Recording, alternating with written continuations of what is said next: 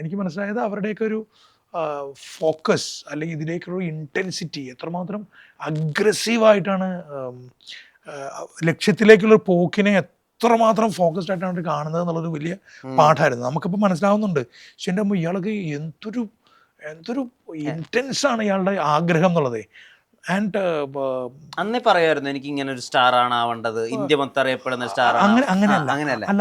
അന്ന് നിറയെ വിഷയങ്ങളുണ്ട്. അപ്പോൾ ഒരു സിനിമ ജ്യോതികയോടും അജിത്തിനോടും ഒക്കെ സംസാരിച്ചു. അപ്പോൾ ആ സമയത്ത് നമ്മുടെ മലയാളത്തിലെ അനിയത്തി പ്രാവിൻ്റെ ഹിന്ദി ഡോളീസ് ജാഗർഖന എന്ന സിനിമ, അതിൽ ആണ് ജ്യോതിക കാസ്റ്റ് ചെയ്യപ്പെടുന്നത്.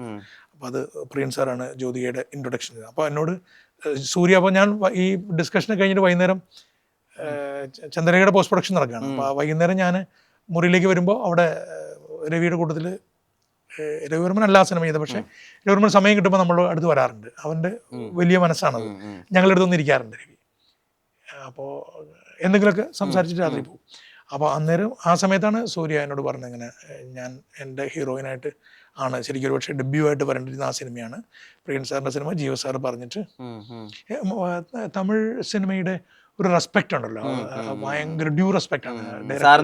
സാറെന്ന് വിളിച്ചിട്ട് നമ്മളെയും സാറെന്നൊക്കെയാണ് വിളിച്ചിരുന്നത്. ഞാൻ പ്രിയൻ സാറിൻ്റെ അസിസ്റ്റന്റ് എന്ന് പറയുന്ന ഒറ്റ പ്രിവിലേജിലാണ് നമ്മളെ സാറെന്ന് വിളിച്ചിരുന്നത്.